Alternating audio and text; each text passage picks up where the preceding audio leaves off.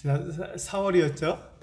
4월에 뵙고 또 이렇게 또 뵙게 돼서 정말 반갑고 또 반갑습니다. 이 선거 집회를 통해서 주님께서 우리들에게 하시는 말씀을 이렇게 나누고자 합니다. 그래서 이제 오늘 2시간 말씀하시더라고요. 그 2시간 제목은요. 첫 번째 시간은 거룩에 대해서 말씀을 드리고, 다음 시간, 두 번째 시간에는 우리 선행에 대해서 말씀을 드리겠습니다. 그리고 이제 내일은 1시간 말씀하셔서 내일은 그 은사에 대해서 말씀을 드리도록 하겠습니다.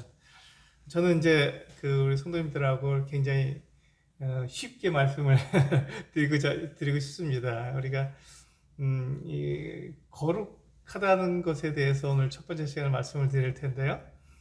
우리가 거룩에 대해서, 거룩한 삶을 어떻게 살아갈 것인가, 이런 부분에 대해서, 이게 이제 그리스도인의, 아까 우리 형제님 말씀하신 것처럼 그리스도인들의 표지잖아요. 그리스도인들의 특징, 그러면 거룩한 사람들, 그래서 성도라고 부르는데, 성도, 거룩한 사람, 무리들, 이렇게 부르지 않습니까? 우리는 거룩한 사람들입니다. 그런데 우리의 삶이 정말로 거룩하냐, 이것이죠. 이제 그리스도인의 그 표지, 그리스도인의 특징은 거룩한 사람들인데, 과연 내가 거룩하게 살아가느냐, 이 부분을 놓고 우리 함께 오늘 이렇게 이 첫 번째 시간 함께 나눠보도록 하겠습니다. 우리 한번 골로새서 1장 13절 한번 찾아보실까요?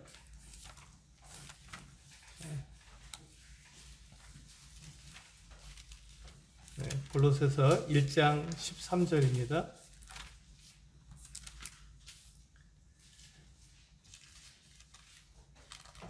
네, 13절과 14절 우리 같이 한번 읽어보도록 하겠습니다. 골로새서 1장 13절과 14절 같이 읽겠습니다. 시작. 그가 우리를 흑암의 권세에서 건져내사 그의 사랑의 아들의 나라로 옮기셨으니 그 아들 안에서 우리가 속량 곧 죄사함을 얻었도다. 우리는 원래 어떤 사람들이었냐면 우리는 흑암의 권세 아래에 있었던 사람들입니다. 그리고 우리는 죄 가운데 있었던 사람들이죠. 그래서 이제 골로새 1장 13절과 14절은 우리의 신분의 변화를 분명히 말씀해 주고 있습니다. 우리는 흑암의 어두움의 권세 아래에 있었던 사람들이고 우리는 죄 가운데 있었던 사람들입니다. 그런데 하나님께서 우리의 신분을 바꿔주신 거죠. 우리를 바꿔주셨는데 어떻게 바꿔주셨냐면 우리를 흑암의 권세에 있던 우리를 그의 사랑의 아들의 나라로 옮겨주셨습니다. 놀랍죠? 굉장히 놀라운 것입니다. 내가 흑암의 권세, 어두움의 권세 아래에 있었는데 그런 나를 하나님께서 사랑하시는 그 사랑의 아들의 나라로 우리를 옮겨주셨으니까요. 우리는 더 이상 그 흑암의 권세 아래에 있지 않습니다. 우리의 신분이 완전히 바뀐 거죠. 그리고 14절에서 뭐라고 말씀하고 있냐면 우리가 그 아들 안에서 우리가 죄사함을 얻었다고 우리에게 말씀해 주고 있지 않습니까?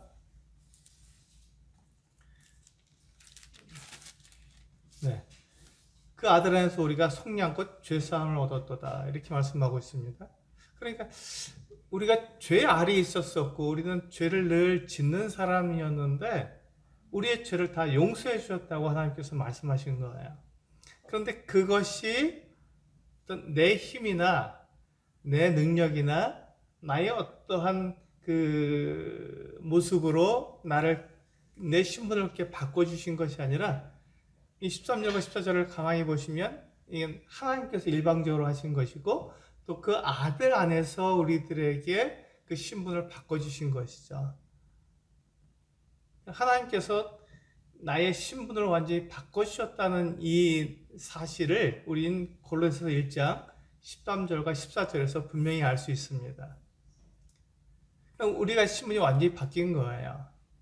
그런데 이런 신분의 변화를 우리가 가졌음에도 불구하고 우리들의 매일의 삶을 돌아보면, 내 자신을 이렇게 돌아보면 과연 내가 이 신분에 걸맞은 삶을 살아가고 있느냐 하는 것입니다.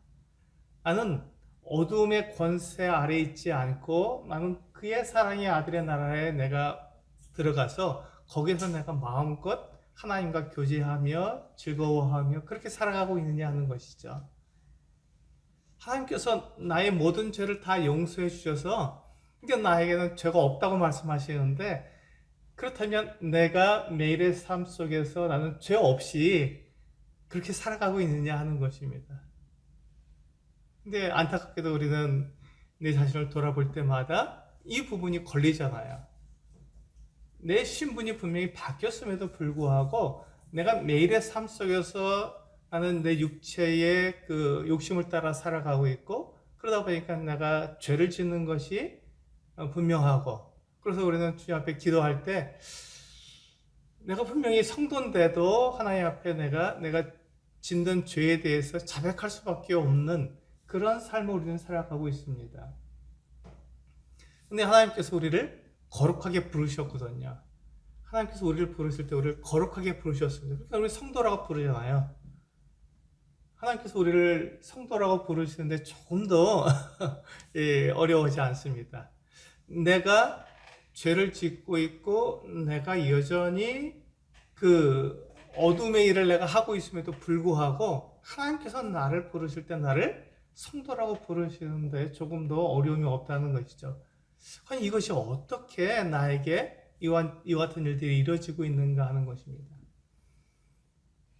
그래서 이 부분을 우리가 오늘 이 시간에 함께 살펴보기로 합니다. 그래서 우리 이러한 도전을 우리가 생각하면서 과연 나는 하나님께서 나를 거룩하게 부르셨음에도 불구하고 내 그 매일의 삶 속에서 내가 어둠의 일을 하고 있고 죄를 짓고 있는 이 부분이 왜 그런가 하는 것을 알아보는 것이죠. 우리 요한복음 3장을 보시면 좋겠습니다. 우리 요한복음 3장 5절에서 8절 말씀입니다. 네, 요한복음 3장 5절에서 8절 말씀을 우리 같이 한번 읽어볼까요? 네, 시작. 예수께서 대답하시되 진실로 진실로 내게 이르노니 사람이 물과 성령으로 나지 아니하면 하나님의 나라에 들어갈 수 없느니라. 육으로 난 것은 육이요 영으로 난 것은 영이니 내가 내게 거듭나야 하겠다 하는 말을 놀랍게 여기지 말라. 바람이 임의로 불매 내가 그 소리는 들어도 어디서 와서 어디로 가는지 알지 못하나니 성령으로 난 사람도 다 그러하니라. 네, 이 말씀을 보시면 이거는 지금 유대인의 지도자인 니고데모와 우리 예수님께서 서로 이야기하시는, 대화를 나누시는 것 같은 장면을 우리들에게 보여주고 있습니다. 니고데모가 예수님께 밤에 찾아왔습니다. 예수님께서 뭐라고 말씀하셨냐면 사람이 거듭나지 아니하면 하나님 나라를 볼 수 없다고 말씀하셨습니다. 그러자 이 니고데모가 깜짝 놀랐죠. 거듭난다는 말이 무슨 말이죠? 거듭난다는 말이 무슨 말입니까? 거듭이란 말이 뭐죠? 예, 다시, 두 번, 이런 뜻입니다. 그러니까 예수님께서 니고데모, 당대의 그 지도자였고, 유대인의 지도자였고 바리새인이었던 이 니고데모에게 뭐라고 말씀하셨냐면 네가 두 번 태어나지 아니하면 하나님 나라를 볼 수도 없고 우리가 방금 읽은 말씀처럼 하나님 나라에 들어갈 수도 없다고 그렇게 말씀하신 거예요. 그러니까 이 니고데모가 굉장히 깜짝 놀랐죠. 그래서 니고데모가 예수님께 물었습니다. 아니, 사람이 늙으면 어떻게 다시 두 번째 태어날 수 있습니까? 다시 어머니의 그 뱃속에 들어갔다가 다시 태어나야 되는 겁니까? 라고 물었습니다. 불가능하잖아요. 있을 수가 없는 것이죠. 그 질문을 니고데모가 예수님께 했을 때 예수님께서 대답하신 말씀이 바로 우리가 방금 읽은 이 말씀입니다. 그러니까 니고데모가 예수님께 네가 거듭나야 한다, 네가 두 번 태어나야 된다라는 말을 들었을 때 그는 어떻게 생각했냐면, 나는 어머니에게서 두 번 태어나야 되는 거구나, 이렇게 생각했던 것이죠. 그래서 그걸 물었던 것입니다. 굉장히 단순하죠? 네, 그리고 아주 그가 생각할 수 있는 것을 그냥 물어본 것입니다. 예수님께서는 사람이 거듭나야 한다고 말씀하실 때 이 거듭난다는 것이 과연 무슨 뜻이냐는 것이죠. 예수님께서 말씀하신 것이. 그래서 예수님께서 분명히 사람이 두 번 태어나야 되는데, 첫 번째는 우리 6절에 보시면 이렇게 되어 있죠. 육으로 난 것은 육이요, 영으로 난 것은 영이다, 이렇게 말씀하셨습니다. 그러니까 사람이 두 번 태어나는데 한 번은 육체로 태어나고 한 번은 영으로 태어난다, 이렇게 말씀하신 것입니다. 거듭난 사람은 한 번은 육체로 태어나고 한 번은 영으로 태어나는 것입니다. 이걸 예수께서 말씀하신 거거든요. 그러면 육체로 태어나는 것이 무엇입니까? 이거 너무 잘 알죠. 우리 육체를 가지고 있으니까 내가 내 부모님으로부터 태어나서 내가 그 아기로 태어나서 그때부터 성장해서 이렇게 우리 육체를 가지고 있지 않습니까? 이것을 우리는 한 번 태어나는 것이라고 말을 합니다. 한 번 태어나는 것. 우리 모두는 다 한 번 다 태어났습니다. 그래서 이 세상에 살고 있는 모든 사람들은 다 한 번은 태어난 것이죠. 육체를 가지고 태어난 것입니다. 그런데 그 한 번 태어난 것으로는 하나님 나라에 들어갈 수 없다고 말씀하고 있습니다. 다시 한번 태어나야 된다고 주님께서 말씀하신 거죠. 근데 두 번째 태어나는 것은 이 육체로 태어나는 것이 아니라 영으로 태어난다, 성령으로 나는 것이다 라고 말씀하고 있습니다. 하나님은 영이시잖아요. 하나님 우리 눈에 볼 수 없습니다. 우리 손으로 만질 수도 없고 우리 귀로 들을 수도 없는 하나님은 영이십니다. 그러니까 우리가 성령으로 태어난다는 것은 우리가 하나님께로 태어난다, 위로부터 난다, 이런 뜻을 가지고 있지 않습니까? 그러니까 우리가 두 번째 태어나는 것은 영으로, 성령으로 태어나는 것을 말을 하고 있습니다. 여기서 우리가 잘 생각해 보셔야 되는 것이, 그럼 거듭난 사람은 육체를 가지고 있음과 동시에 성령을 그 육체 가운데 모시고 있는 사람이라는 것입니다. 분명하죠? 네, 거듭난 사람은 육체를 가지고 있는 동시에 성령을 모시고 있는 사람을 우리는 거듭난 사람이라고 말을 합니다. 그러면 이 사람이 어떤 특징을 나타낼까요? 이 사람이 성령으로만 살아갈까요? 아니면 육체로만 살아갈까요? 네, 이 두 가지 다 살아가죠. 네, 육체를 가지고 있기 때문에 육체를 따라서 살기도 하고 때로는 또 성령을 따라 살기도 합니다. 이게 거듭난 사람의 특징입니다. 거듭난 사람은 두 가지의 특징을 다 가지고 있는 것입니다. 그러면 한 번 태어난 사람은 거듭나지 않고 한 번만 태어난 사람은 어떻습니까? 육체를 위해서만 살아가는 것이죠. 이게 다른 것이죠. 거듭난 사람, 성령으로 태어난 사람, 이 사람은 하나님의 성품을 가지고 있기 때문에, 그렇죠. 우리가 육체로 태어날 때는 우리가 누구를 닮습니까? 우리 부모님을 닮잖아요. 우리 부모님에게서 태어났기 때문에 부모님을 그대로 닮습니다. 그래서 내 육체를 가지고 있을 때 부모님의 성격, 부모님의 그 같은 모습을 내가 그대로 가지고 있잖아요. 저희 어머니가 저에게 늘 얘기합니다. 너는 네 아버지를 닮았다. 지금도 그 말씀을 하시는 거예요. 저를 볼 때마다 너는 네 아버지를 닮았어. 네 형은 외가를 외탁했어. 이런 얘기를 하시죠. 왜 그런가요? 한 번 태어났기 때문에, 육체를 가지고 태어났기 때문에 부모님을 닮는 거예요. 그렇다면 우리가 영으로 하나님께로부터 우리가 태어나게 되면 우리는 누구를 닮습니까? 이 영은 성령으로 태어나는 것은 하나님을 닮습니다. 그래서 우리가 이 두 가지 성품이 우리 안에 동시에 역사하는 것이죠. 그래서 우리 거듭난 사람은요, 한쪽으로는 우리가 이 육체를 따라 삽니다. 그러니까 육체를 따라 살 때 보게 되면요, 똑같아요.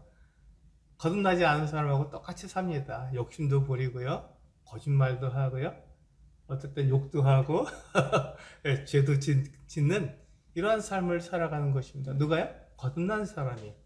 왜요? 육체를 가지고 있기 때문에 육체를 따라 살 때는 그런 모습을 보이는 것이죠. 근데 똑같은 사람이 성령을 따라 살 때는 어떻습니까? 하나님의 성품을 그를 담기 때문에 성령을 따라 살 때는 이분이 굉장히 영적이에요. 너무너무 놀랐습니다. 이야, 저렇게만 살 수 있다면 이렇게 생각합니다. 이 두 가지 성품이 거듭난 사람에게는 동시에 다 있는 것입니다. 그래서 이 거듭난 사람이 어떨 때는 육신적으로 살아갑니다. 정말 구원받은 사람 맞아? 이런 생각이 들 정도로 그렇게 살아가고, 또 어떨 때는 보면요, 정말로 구원받은 사람이 분명한, 너무너무 놀랍고 성경을 어떻게 그렇게 하나님 말씀대로 살아갈 수 있는가 하고 우리가 생각할 정도로 그렇게 살아갑니다. 이 두 가지가 동시에 있는 거예요. 근데 구원받지 않은 사람은 이 두 번째 성령을 따라 살 수가 없기 때문에 자기의 육체를 따라 사는 것이죠. 어떻게 해서든지 이 육체를 즐겁게 하고 육체를 드러내기 위해서 살아가는 것입니다. 이게 다른 점이에요. 이게 다른 점입니다. 그렇다면 거듭난 사람, 구원받은 사람에게는 우리가 참 존경스러운 면도 있지만 그렇지 않은 면도 동시에 있다는 것을 우리가 기억해야 되는 것이죠. 우리 갈라디아서 5장을 보시면 그 말씀을 정확하게 우리들에게 보여주고 있습니다. 갈라디아서 5장에 보시면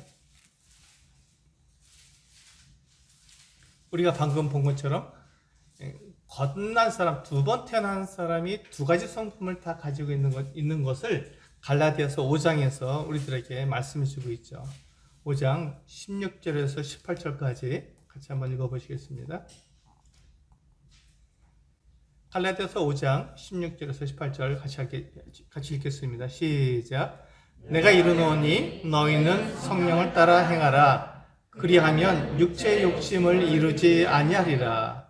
육체의 소욕은 성령을 거스르고 성령은 육체를 거스르나니 이 둘이 서로 대적함으로 너희가 원하는 것을 하지 못하게 하려 함이니라. 너희가 만일 성령의 인도하신 바가 되면 율법 아래에 있지 아니하리라. 그렇습니다. 우리가 지금 거룩에 대해서 우리는 지금 생각해 보고 있습니다. 왜 거듭난 사람이, 왜 구원받은 사람이 정말 육체의 일을 하고 있는가?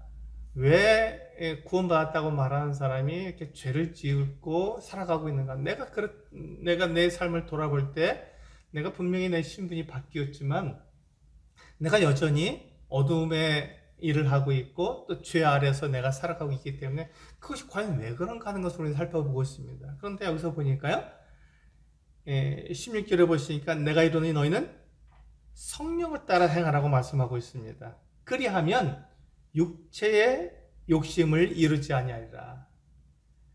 여기 보면 이 갈라디아 성도들에게 바울이 그 갈라디아 성도들에게 두 가지 성품이 다 있다는 것을 말씀하고 있잖아요. 성령이 있고 또한 육체의 욕심이 있다는 것을 바울이 이야기해 주고 있습니다. 그래서 이 갈라디아 성도들에게 바울이 무엇을 따라 살라고요? 성령을 따라 살라고요. 성령을 따라 살라고요. 그러면 육체의 욕심을 이루지 않는다고 말씀하고 있습니다. 그러니까 이 성도라고 말하는 거룩으로 부르심을 받은 우리 그리스도인들이 그 안에 이 육체의 욕심과 이 성령의 욕심이 동시에 있어서 우리가 이것을 분명하게 성령을 따라 살지 않으면 우리가 육체의 욕심을 따라 살 수밖에 없다, 이렇게 말씀하고 있는 것입니다. 그러니까 우리가 성령을 따라 살지 않으면 우리는 육체를 따라 사는 것이 굉장히 자연스러운 거예요. 왜냐하면 우리는 육체를 가지고 있으니까요. 근데 육체가 먹고 마시고 좋은 옷을 입고 좋은 차를 타고 사람들한테 인정받고 높임받는 것, 이거 싫어하는 사람 없습니다. 이거 다 좋아하죠. 왜 그렇습니까? 우리 육체를 가지고 있기 때문에 그렇습니다. 육체가 있기 때문에 내 육체가 좋아하는 그 일을 하는 것에 대해서 굉장히 자연스럽죠. 너무너무 좋아하는 일입니다. 그렇기 때문에 사도 바울께서 이 갈라디아 성도들에게 너희는 성령을 따라 행하라 라고 말씀하고 특별히 말씀하고 있는 것입니다. 그러면 내 육체의 욕심, 내가 다른 사람들에게 인정받고 높임받고 그렇게 나를 위해서 살아가게 되는 그 어떤 육체 욕심을 이루지 않는다고 말씀해 주고 있는 것이죠. 그래서 육체의 소욕은, 자, 육체의 욕심이 나오지 않습니까? 육체의 욕심은요, 성령을 거스르고 성령은 육체를 거스르나니 이 둘이 서로 대적함으로 너희가 원하는 것을 하지 못하게 하려 함이라. 이렇게 말씀하고 있습니다. 그러니까 거듭난 성도에게 두 가지 성품이 다 있다는 것을 우리는 여기서 인정해야 되고 그것을 우리가 알아야 되는 것입니다. 아, 나에게는 육체도 있고 나에게는 성령도 계시는구나. 그래서 내가 성령을 따라 살지 않으면 육체 욕심대로 어둠의 일을 하고 죄를 짓는 일을 내가 하게 되는 거구나. 이것을 인정하라는 말씀입니다. 이것을 인정하라는 거예요. 그것을 인정하게 됐을 때 나는 누구를 따라가느냐? 내 육체를 따라가지 않고 성령을 따라갈 수 있는 힘이 생기는 것이죠. 이것이 지금 바울이 갈라디아 성도들에게 말씀해 주고 있는 것입니다. 우리 19절부터 21절까지 한번 읽어볼까요? 네, 갈라디아서 5장 19절부터 21절까지 같이 읽어보겠습니다. 시작.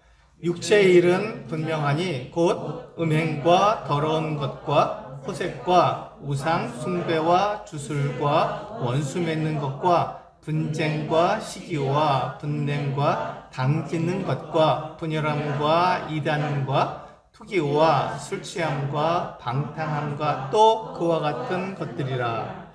전에 너희에게 경계한 것 같이 경계하노니 이런 일을 하는 자들은 하나님의 나라를 유업으로 받지 못할 것이요. 네, 그렇습니다. 육체의 일은 아주 분명히 우리가 알 수 있죠. 육체는 이런 일을 합니다. 왜 이런 일을 합니까? 자기의 이 육체를 즐겁게 하기 위해서, 육체의 쾌락을 위해서, 또 이런 일을 하는 사람들을 그 결과가 뭡니까? 내가 다른 사람들한테 인정을 받고 높아지기 때문에 이와 같은 일을 합니다. 여기 보시면 굉장히 악하잖아요. 육체의 일은 악하고 더럽고 추하게 보입니다. 그래서 우리가 육체의 일은 이런 일만 있나 보다 생각하는데 그렇지 않죠. 육체의 일은요, 육체의 일에는 굉장히 좋은 것도 있어요. 다른 사람에게 친절하게 하는 것.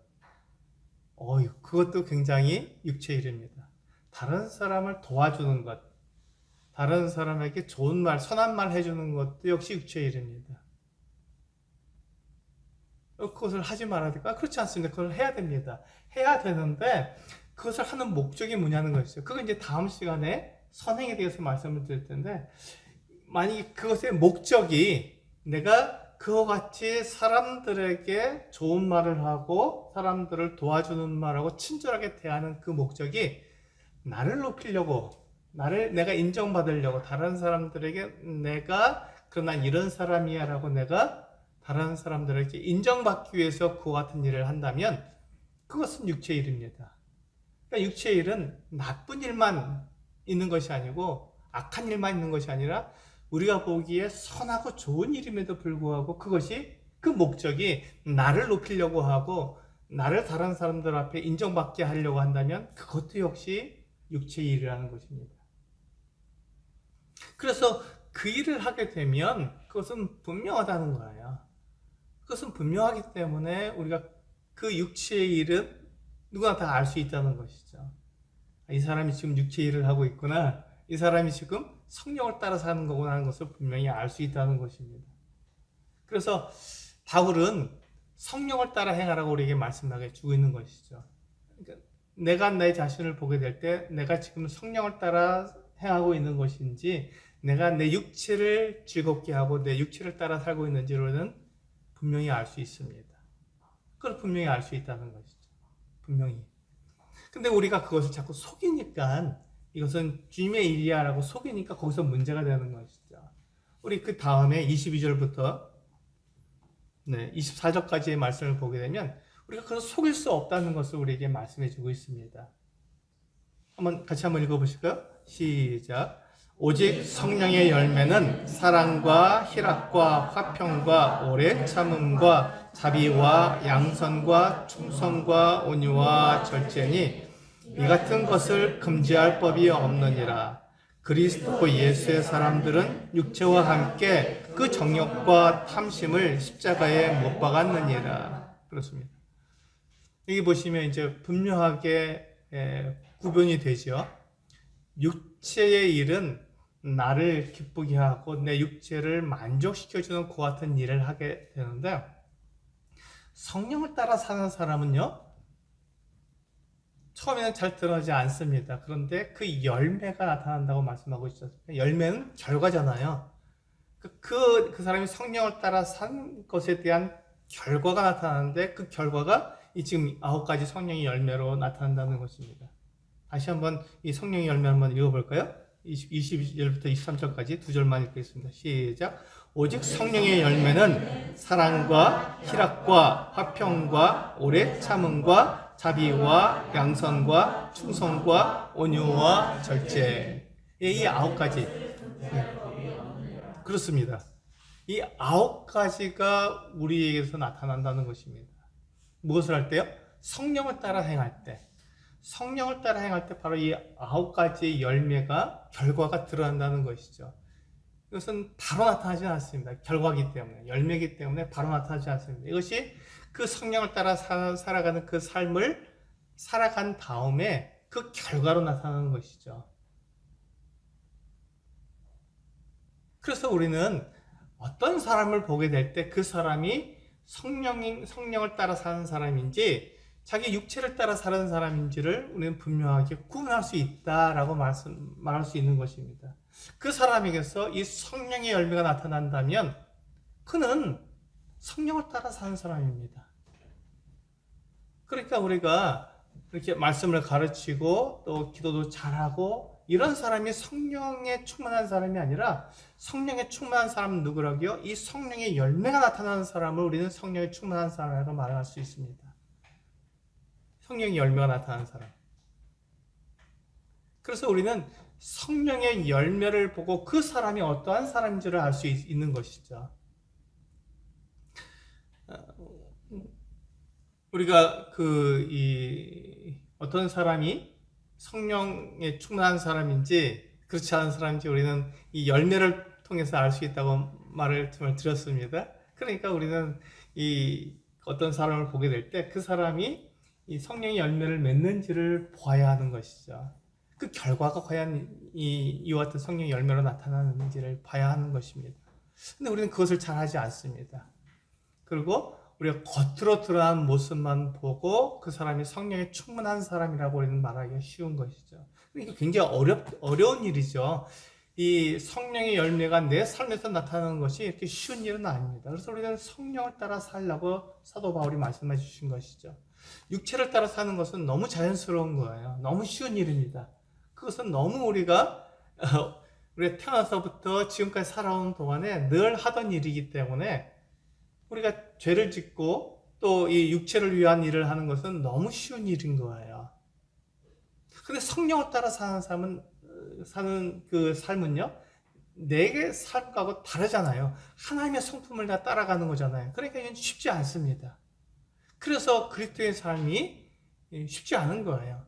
근데 그 삶을 사는 사람은 이와 같은 이 성령의 열매를 맺게 되는 것이죠. 성령의 열매를 맺게 되는 거죠. 우리는 좀 거룩에 대해서 이야기하고 있는데요. 지금 내가 매일의 삶 가운데서 분명히 하나님께서 나의 삶을 그렇게 바꿔주셨고 내 신분을 바꿔주셨고 내가 하나님의 자녀로서 살아갈 수 있도록 모든 것을 다 마련해 주셨는데, 내 삶을 돌아봤을 때 그것이 나에게서 이루어지지 않고 계속해서 내 삶에서 그 같은 어둠의 일, 또 죄악된 일을 내가 하고 있는 것에 대해서 고민하고 왜 나는 이런가 하고 내가 구원받지 않은 것이 아닌가라고 우리가 오해할 정도까지 가게 됩니다. 그게 구원받은 사람들이 대부분 고민하는 내용들이잖아요.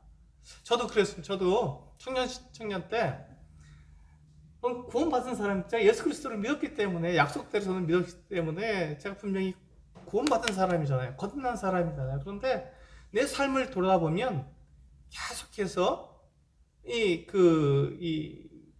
육체 일을 하고 있는 거예요.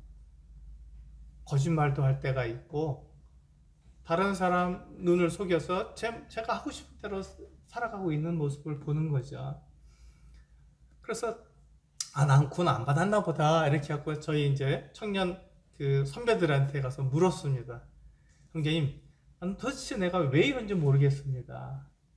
내가 그렇게 다짐을 하고 결심을 하고 그렇게 나는 거룩하게 살려고, 나는 내가 충분히 거룩한 자가 되었으니까 내가 성도에 합당한 모습대로 이렇게 살기 위해서 그렇게 애를 쓰는데 결과는 그렇지 않습니다. 제가 계속해서 내가 죄도 짓고 이 그 어둠의 일들을 내가 하고 있는 것을 보게 될 때, 그럼 나는 구원받지 않은 사람이 맞지요? 내가 복음을 다시 드려야겠습니다. 이렇게 물었습니다. 그때 그 청년 선배들이 하는 말이 나도 그래. 이렇게 말을 하더라고요. 나도 그래. 그래서 그때 제가 그 내 청년 선배들도 그 같은 삶을 살아가고 있구나라는 것을 듣고 이제 그 목회하는 형제님에게 가서 물었습니다. 저는 이렇습니다. 제가 솔직하게 제가 이런데 우리 선배들도 그렇게 산다고 하는데 이것이 옳은 것입니까? 라고 물었습니다. 그랬더니 이제 이 말씀을 해주시는 거예요. 우리에게는 두 가지 성품이 다 있다.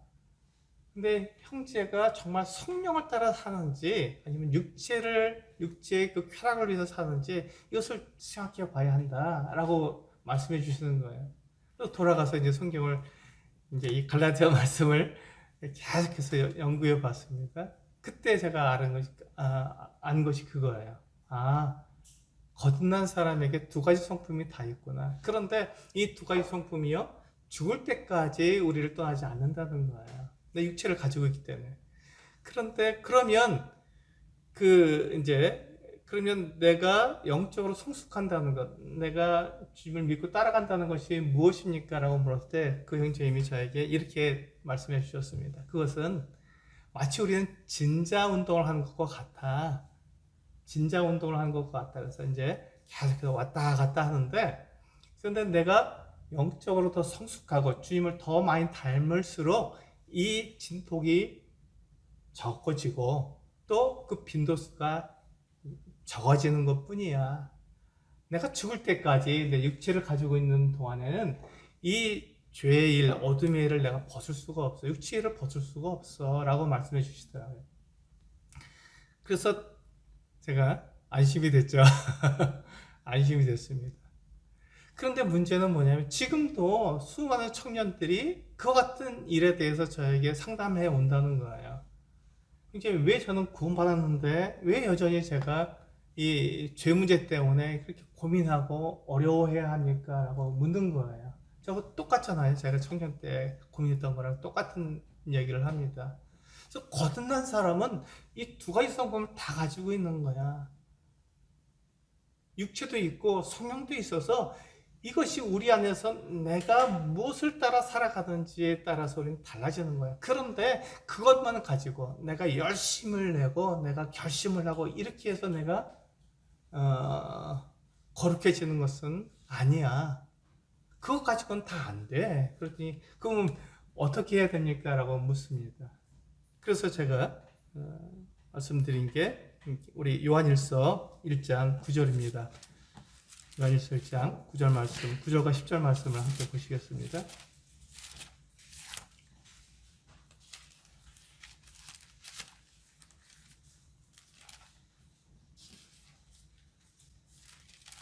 네. 요한일서 1장 9절과 10절 같이 읽겠습니다. 시작. 만일 우리가 죄를 자정하면 그는 미치시고 의로다. 우리 죄를 사하시며 우리를 모든 불의에서 깨끗하게 하실 것이요. 만일 우리가 범죄하지 아니하였다 하면 하나님을 거짓말하는 이로 만드는 것이니 또한 그의 말씀이 우리 속에 있지 아니하니라. 그렇습니다. 여기 보시면 내가 내 결심으로도 내가 아주 그냥 단단히 내가 죄를 짓지 않고 살아갈 거야 이렇게 생각해도 여전히 내가 죄를 지을 수밖에 없지만, 그렇게 죄를 지을 때 바로 이 9절과 10절 말씀을 가지고 하나님께 나아가도록 우리에게 말씀해 주고 있습니다. 만약 우리가 우리 죄를 자백하면 그는 미쁘시고 의로우사 우리 죄를 사하시며 우리를 모든 불의에서 깨끗하게 하신다고 약속해 주셨습니다. 우리는 내가 죄를 짓는 것에 대해서 우리는 자백할 필요가 있습니다. 우리 이 부분에 대해서 굉장히 약한 거예요. 우리는 자백하지 않습니다. 물론 우리는 주일날 우리가 떡과 잔을 대하기 전에 우리는 자백합니다. 그러나 그것 내가 하나님 앞에 내가 숨기고 내가 숨은 이야기로 내 속으로 하나님께 그냥 하나님 저 이렇게 정말 죄를 지었는데 용서해 주십시오. 이렇게 그것을 우리는 자백이라고 말을 합니다. 그렇게 하다 보니까 우리는 성도들 앞에서는 내가 깨끗하고 거룩한 삶을 사는 것처럼 그렇게 보이고 우리가 하나님 앞에서는 내 자신을 갖다 그렇게 속이게 되는 것이죠. 근데 여기서 보시면 요한일서 1장 9절에서 보면 만일 우리가 우리 죄를 자백하면 이렇게 말씀하고 있습니다. 물론 우리가 이제 하나님 앞에 우리가 우리 자신의 죄를 고백하는 부분도 이렇게 포함되어 있지만 이 부분은 분명히 우리 성도들 앞에서 다른 성도에게 우리가 내 잘못한 것을 이야기하는 것을 말하는 것을 포함하고 있습니다. 그러니까 내가 잘못했을 때 내가 잘못한 사람에게 그것을 내가 잘못했다고 분명하게 이야기해야 한다는 것이죠. 말해야 한다는 것입니다. 근데 우리는 이 부분을 그냥 지나치고 하나님께만 자백하면 됐지, 내가 잘못한 부분을 하나님께 말씀드리면 됐지, 이렇게 생각하니까 여기서 우리의 거룩함 또 우리 그리스도인의 그 깨끗함이 나타나지 못하는 것이죠. 그래서 만일 우리가 우리 죄를 자백하면 그는 미쁘시고, 여기서 이제 우리가 생각할 부분이 있습니다. 하나님은 미쁘시고 의로우사 우리 죄를 사하주신다는 것입니다. 이게 우리에게 주신 약속이거든요. 우리가 죄를 자백하려고 할 때 내가 부끄러워지면 어떻게 하나, 내가 죄를 자백했을 때 이것에 대해서 나만 부끄러워지면 어떻게 하나, 이런 생각을 갖기가 참 쉽습니다. 그래서 우리는 죄를 자백하지 못하거든요. 그런데 하나님께서 뭐라고 말씀하셨냐면 그는 미쁘시고, 미쁘다는 말은 믿음직하다는 말이잖아요. 그분이 하신 약속을 그대로 지키신다는 것입니다. 그래서 하나님은 어떠한 분이냐면 우리의 모든 죄를 다 용서하신다는 분이잖아요. 그러니까 내가 내 죄를 자백할 때 너 그럴 줄 몰랐는데 어떻게 네가 그렇게 악한 짓을 했냐, 이렇게 말씀하시는 것이 아니라 내가 너의 모든 죄를 다 용서해 주신다고 하나님께서 우리에게 말씀하시는 것이죠. 하나님 그는 미쁘시고 의로우사 우리의 죄를 사하시며 이렇게 약속하고 있습니다. 우리의 모든 죄가 용서되는 거예요. 내가 하나님께 자백할 때, 또 내가 잘못한 사람한테 자백할 때 그것이 용서된다고 말씀하고 있는 것입니다. 하나님께서 우리를 용서하시는 것이죠. 그리고 우리를 모든 불의에서 깨끗하게 하십니다. 우리를 모든 불의에서 깨끗하게 해주시는 것이죠. 이게 하나님께서 우리들에게 하신 약속입니다. 우리가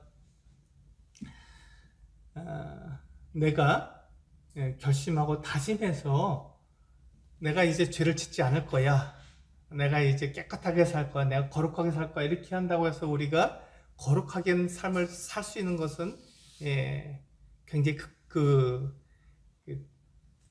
제한되어 있습니다. 어느 정도는 우리가 가능하지만 시간이 지나면 우리는 또다시 죄를 짓게 되고 또다시 우리는 이 어둠의 일을 하고 있는 것이죠. 내 신분과 맞지 않는 그런 삶을 살아가야 됩니다. 근데 그것을 인정하는 것입니다. 처음에 우리가 할 것은 나에게는 두 성품이 다 있구나. 나는 그 육체도 가지고 있고 또 나는 성령도 내가 모시고 있어서 내가 육체를 따라갈 때는 내가 어떠한 일도 할 수 있고, 내가 성령을 따라갈 때는 내가 정말 하나님의 일을 하는 겉은 아주 아름다운 성도의 모습을 보이는구나 하는 것을, 두 가지를 다 인정할 수 있다는 것입니다. 그리고 내가 그렇게 했을 때 내가 육체를 따라가는 것이 더 자연스럽기 때문에 나를 드러내고 내가 인정받고 내가 높아지는 것을 위해서 우리는 살아갈 수 있다는 것이죠. 그것이 꼭 악한 일만 되는 것이 아니라 착하고 선하고 다른 사람을 돕는 일도 역시 마찬가지로 내가 그 목적, 하나님을 나타내는 것이 아니라 나를 나타내는 그 목적으로 내가 이렇게 살아가고 있다면 그런 일을 한다면 나는 내 육체를 따라 사는 삶이기 때문에 그것을 통해서는 결코 내가 거룩함을 나타낼 수 없다는 것이죠. 그래서 하나님께서 우리들에게 말씀해 주신 것이 요한일서 1장 9절 10절 말씀입니다. 하나님께서 우리들에게 말씀해 주셨죠.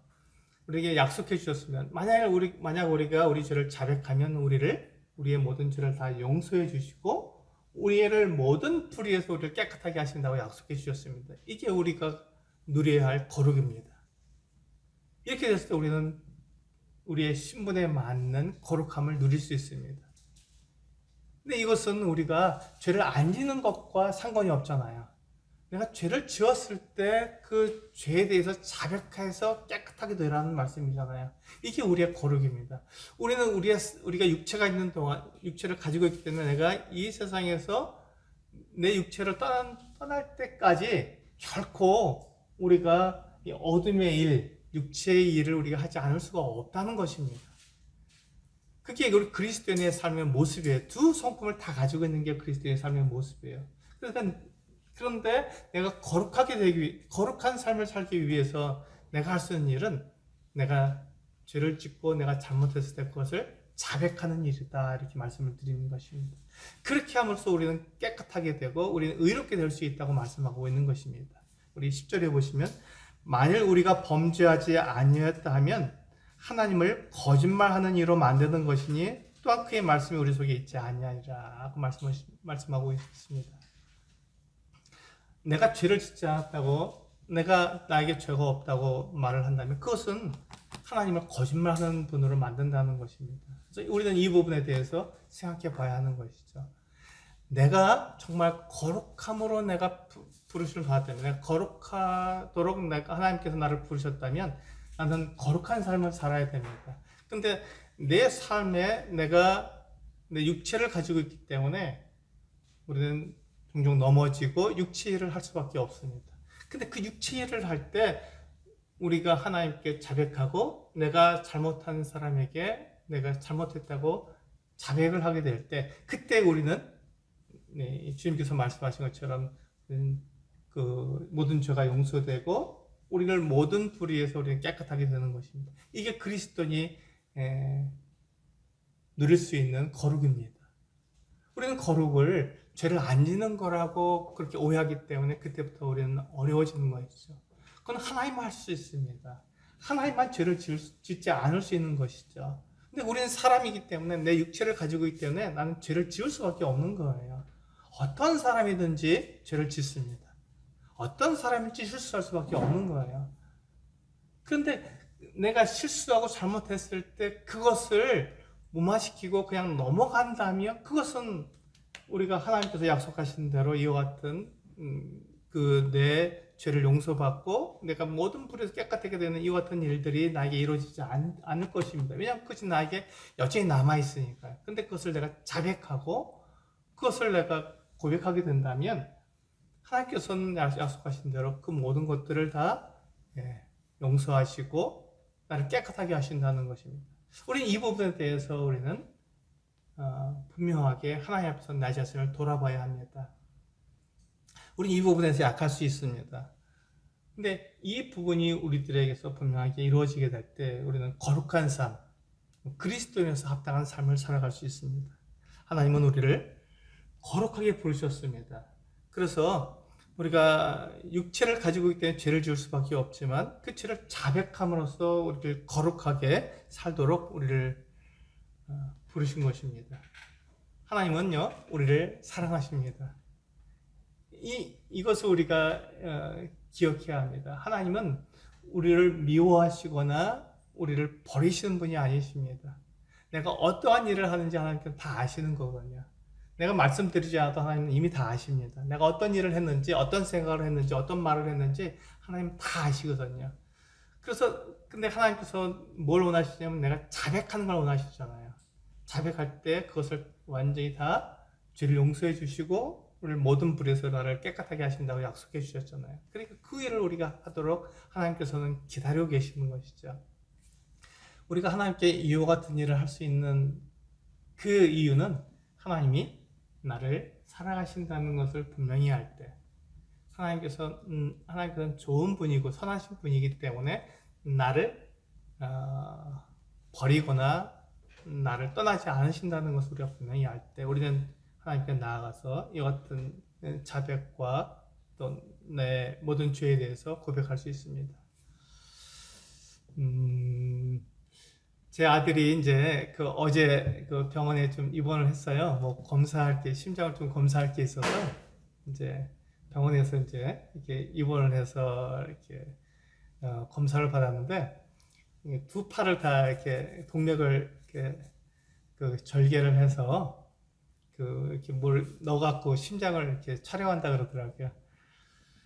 이제 처음에는 이제 그게 아니라 그냥 뭐 이렇게 약을 먹고 이렇게 바깥에서 찍는 건 줄 알았는데, 그건 저 지난번에 했기 때문에 이번에는 이제 아예 넣어갖고 안에서 찍는다고 절개를 했습니다. 두 팔을 전혀 못 쓰는 거죠. 제 아내하고 이제 저 병원에 갔는데, 제 아들이 제 아내에게 이것저것 부탁을 하는 거예요. 엄마, 물 좀 먹여줘. 밥 좀 먹여줘. 왜냐면 팔을 못 쓰니까 자연스럽게 제 아들이 저기 엄마한테 부탁을 하는 거예요. 그러니까 제 아내가 저에게, 아니, 이 녀석이 다 커갖고 어른이 이제 성인인데 자기한테 부탁한다고 그러더라고요.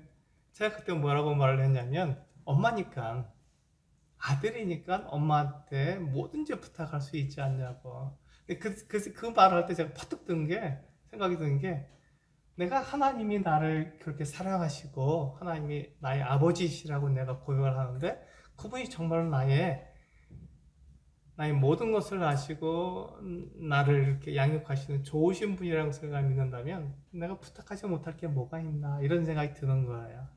동일한 생각이 든 거죠. 네, 하나님께 우리가 자백할 때 하나님께서는 우리의 모든 것을 다 용서해 주십니다. 내 아들이 자기 엄마한테 뭐든지 부탁해서 할 수 있잖아요. 두 팔을 못 쓰니까. 오늘 아침에 가보니까 이제 뭐 이렇게 된 것도 다 떼고 이제 건강하게 돼서 태어난다 그러더라고요. 그 태연 속을 이렇게 밟으라고 그러고, 저는 이제 이게 한도 집회 때문에 저는 일찍 올 수밖에 없었는데 그 모습을 보면서, 똑같구나. 우리는 하나님을 아버지라고 부르구나. 똑같은 그 삶이구나 하는 것을 알게 되는 것이죠. 내가 하나님께 말씀드리지 못할 게 뭐가 있나? 하나님이 이미 나를 다 아시는데, 내 아버지신데, 이런 생각을 가지면서 제가 이제 이 말씀을 드립니다. 성도님들이 거룩한 삶을 살기를 원한다. 나는 거룩한 사람이다. 이렇게 이야기할 때 하나님이 어떠한 분인지 기억하고 하나님께 우리는 모든 걸 다 말씀드릴 수 있어야 합니다. 하나님 그런 분이시잖아요. 나를 사랑하시는 분이시잖아요. 그래서 하나님이 나를 사랑하시고 또 나에게 모든 것들을 다 나를 용서하시고 나를 불의에서 깨끗하게 하시는 분이라는 것을 믿는다면 하나님께 말씀드리지 못할 게 없다는 것이죠. 이게 이제 똑같은 거예요. 성도들에게도 똑같죠. 내가 어떤 사람에게 잘못하고 실수했을 때 우리는 그 성도에게 또 어떤 그 사람에게 가서 우리는 내가 잘못하고 또 내가 죄를 지은 것에 대해서 자백을 해야 됩니다. 그렇게 했을 때 그 모든 것들이 용서되는 거거든요. 비록 그 사람은 나를 용서하지 않을 수 있어요. 너 나쁜 놈, 못됐어, 정말 너는 벌을 받았어, 이런 얘기를 들을 수 있어요. 사람에게는요. 근데 하나님께서 뭐라고 하셨냐면 완전히 용서해 주신다고 약속하셨거든요. 그분은 미쁘시고 의로우신 분이라고 우리에게 말씀해 주셨잖아요. 그래서 하나님께서 이게 최종 심판자는 하나님이십니다. 그래서 하나님께서 우리를 심판하실 때 우리를 거룩하다, 또 죄가 없다고 말씀하시는 그것을 우리는 원하지 않습니까? 그것을 우리는 거룩하다고 말씀을 이야기하는데, 마찬가지입니다. 우리가 하나님께 우리가 자백하고 또 내가 실수하고 잘못한 분에게 가서 내 실수와 잘못을 자백할 때 우리는 그리스도인으로서 우리는 거룩하게 되고 깨끗하게 됩니다. 이것을 우리가 매일의 삶 속에서 이루어 나갈 때 우리는 그리스도인으로서 합당한 모습을 나타낸다 이렇게 생각이 됩니다. 네, 첫 번째 시간은 여기서 마치고요. 좀 쉬었다가 두 번째 시간 하도록 하겠습니다. 네, 감사합니다.